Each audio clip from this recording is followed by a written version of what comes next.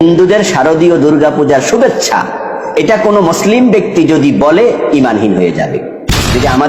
আসসালামু আলাইকুম সম্মানিত দর্শক মণ্ডলী, এইবার আমরা নিয়ে আসছি একটি নতুন বিষয়। আসলে বাংলাদেশের আমিরের জামাত উনি নাকি হিন্দুদেরকে একটি শুভেচ্ছা দিয়েছে, তার মানে দুর্গাপূজার শুভেচ্ছা, যেটা কখনো মুসলিমরা দিতে পারে না, যেহেতু সবকিছু পুজোর মধ্যে আল্লাহ লানত বর্ষিত হয়।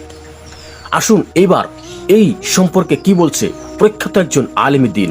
আসুন আমরা সর্বপ্রথম ওনার বক্তব্যটি শুনে নেই।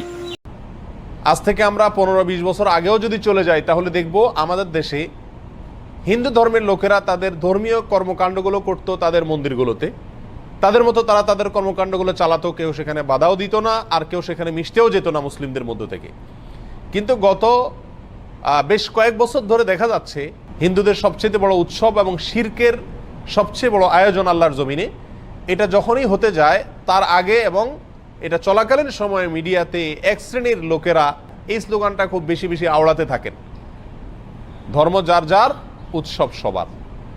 বড় আশ্চর্য লাগে, বিষয়টা যখন ধর্মীয় তাহলে এটার ব্যাখ্যা দিবে তো ধর্মীয় ব্যক্তিবর্গরা, কিন্তু ধর্মীয় বিষয়ে ব্যাখ্যা দিতে আসছেন রাজনীতিকরা, ধর্মীয় বিষয়ে ব্যাখ্যা দিতে আসছেন বুদ্ধিজীবীরা, যাদের ধর্ম সম্পর্কে কোনো ধারণাই নাই। এটা হলো সবচেয়ে বড় আশ্চর্যের বিষয়। একজন মুসলিমের জন্য হিন্দুদের দুর্গাপূজাতে কোনোভাবে অংশগ্রহণ করা জায়েজ কিনা, অনুমোদিত কিনা, এ বিষয়টি তো সিদ্ধান্ত দিবে ধর্ম বিশেষজ্ঞগণ, ওলামা একরাম, কারণ বিষয়টা ধর্মীয়। অতএব এটা হলো একটা আশ্চর্যের বিষয়। দ্বিতীয়ত হলো এই স্লোগানটার মতো অন্তঃসার শূন্য, অযৌক্তিক এবং হাস্যকর আর কোনো স্লোগান হতে পারে না। এই স্লোগান যদি যৌক্তিক হতো, এটার যদি অন্তঃসার থাকতো, তাহলে তো এই স্লোগান মুসলমানদের ঈদের সময়, উৎসবের সময়ও আসতো, বলা হতো, হিন্দুদেরকে আহ্বান করা হতো, তোমরাও আসো, দোনো ঈদে অংশগ্রহণ করো। অথচ তখন এটা করা হয় না। তাহলে বোঝা গেল উদ্দেশ্যমূলকভাবে শুধু মুসলমানদের ঈমান ধ্বংস করার জন্য এই ষড়যন্ত্রমূলক স্লোগানটি বাজারে চাউর করে রাখা হয়েছে এবং এর পিছনে কিছু ষড়যন্ত্রকারী তথাকথিত বুদ্ধিজীবী এবং রাজনীতিকরা কাজ করছেন। আমরা সকলেই জানি কোরবানিদের সময় পাক ভারত উপমহাদেশের মানুষ সবচেয়ে বেশি পরিমাণে কোরবানি করে গরু, যদিও গরু ছাড়া অন্যান্য পশু কোরবানি করা যেতে পারে, যেহেতু মুসলমানদের কাছে গরু খাওয়া হালাল, বিধায় গরু কোরবানি করে আমাদের দেশের মানুষ বেশিরভাগ ক্ষেত্রে। আর এই জন্য কোরবানি দিলে মানুষ বলে অনেকে বকরা ঈদ, বাকারা শব্দ বাকারা আরবি, বাকারা মানে গরু, সেখান থেকে বাকরা ঈদ বলে বা বকরি ঈদ বলে। তো বাকারা বা বকরি আরবি গরু থেকে, তার মানে গরুর ঈদ, ঈদটাই হলো গরু জবাই করা, গরুর গোশত খাওয়া, বিতরণ করার উৎসব।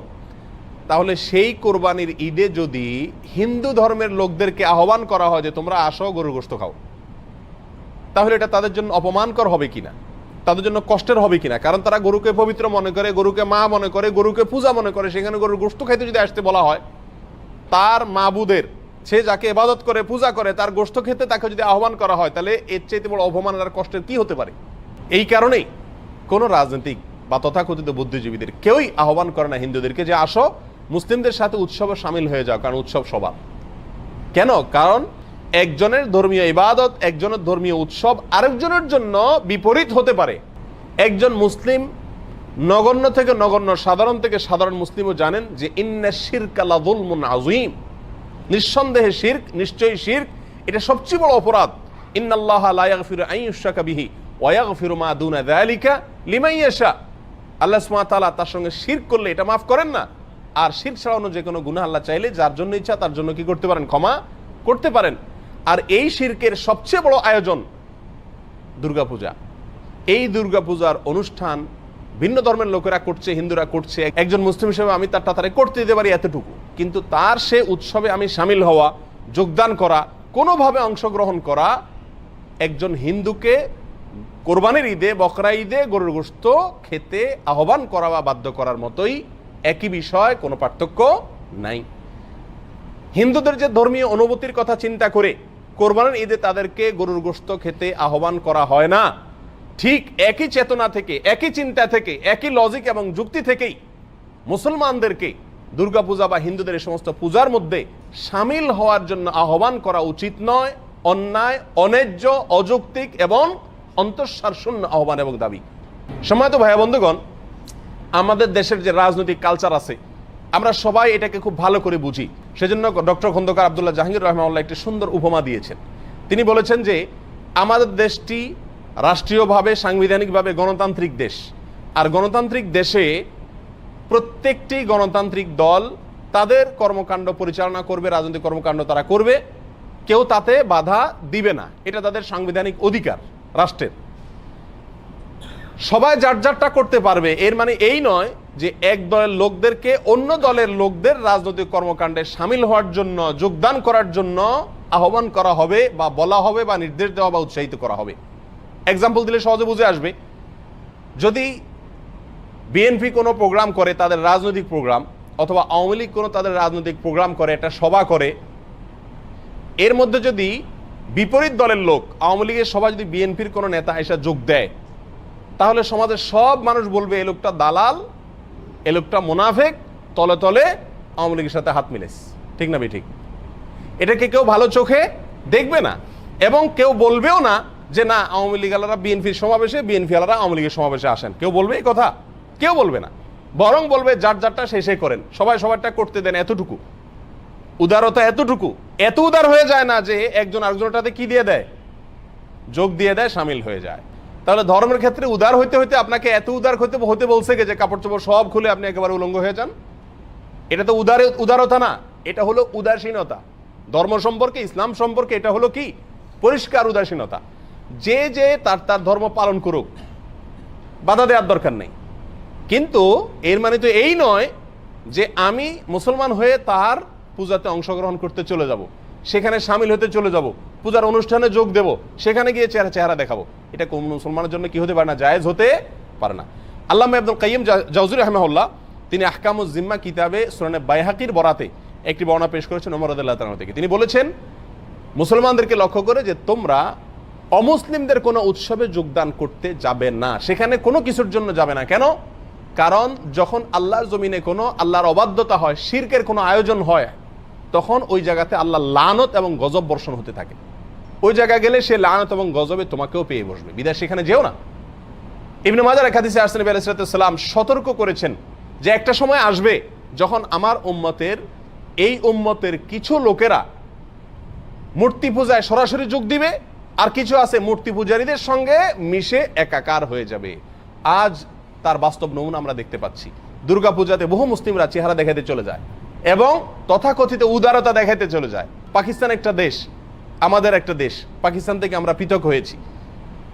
পাকিস্তান তাদের জাতীয় দিবস পালন করে, আমরা আমাদের জাতীয় দিবস পালন করি, যে যে তারটা করে। আমাদের দেশে পাকিস্তানের এম্বাসিতে বসেও তারা তাদের জাতীয় দিবস পালন করে, আর আমাদের এম্বাসিও পাকিস্তানের ভূখণ্ডের মধ্যে বসে আমাদের জাতীয় দিবস পালন করে। কিন্তু কখনো কি শুনেছেন যে বাংলাদেশের সরকার বা বাংলাদেশের নেতারা পাকিস্তানের জাতীয় দিবসে তাদের সাথে মিশে একাকার হয়ে গেছে, তাদেরকে উইশ করতেছে? অথবা বাংলাদেশের জাতীয় দিবসে পাকিস্তানের নেতারা যোগদান করছে, উইশ করতেছে, এরকম শুনছেন? কখনো শুনেন নাই। কেন? কারণ উদারতার কথা বলি আমরা, যে যে তারটা করুক, ঠিক আছে, তাই বলে তারটাতে আমার মিশে যাওয়ার কোনো প্রশ্ন ওঠে না, কারণ তার সঙ্গে আমার বিরোধ আছে। বিরোধ থাকলেও উদার থাকবো আমি, সেটা ভিন্ন বিষয়। একজন মুসলিমের সাথে শিরকের সাথে সম্পর্ক হলো সাপে নেউলে।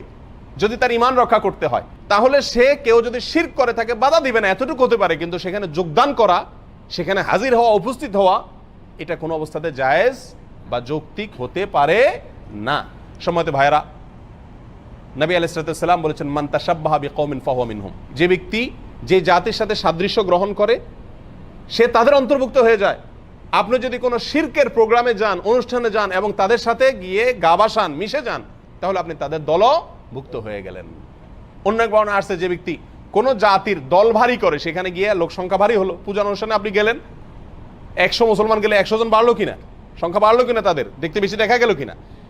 যে ব্যক্তি কোনো দলের, কোনো সম্প্রদায়ের, কোনো ধর্মের লোকদের দল ভারী করবে, সে তাদের অন্তর্ভুক্ত হবে।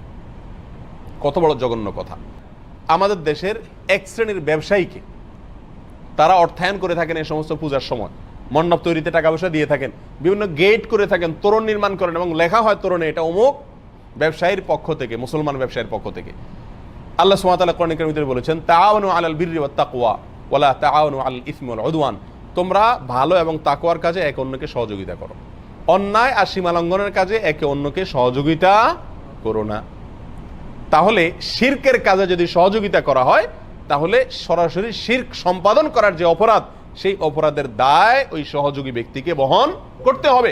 কারণ আদ-দাল্লু আলাল খাইরি কাফাইলিহি, যে ব্যক্তি কোনো কাজের ভালো কাজের পথ দেখাবে সে ভালো কাজ করা ব্যক্তির মতো সওয়াব পাবে। ঠিক তেমনি ভাবে যে ব্যক্তি মন্দ কাজের পথ দেখাবে বা মাধ্যম হবে, সেই মন্দ কাজটি সম্পাদন করার কারণে যে অপরাধ হবে ওই পথ দেখানো ব্যক্তি বা যার মাধ্যমে হলো সহযোগিতা হলো, সে সমান হারে দায় বহন করবে।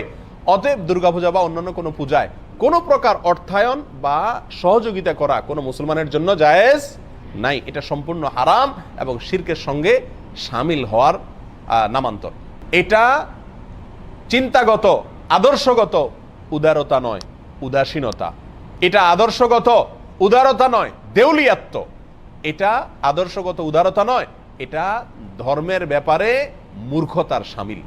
আল্লাহ সুবহানাহু ওয়া তাআলা আমাদের সবাইকে বুঝার তৌফিক দান করুন। জাযাকুমুল্লাহ খাইর ওয়া আখিরু দাওয়ানা আলহামদুলিল্লাহি রাব্বিল আলামিন।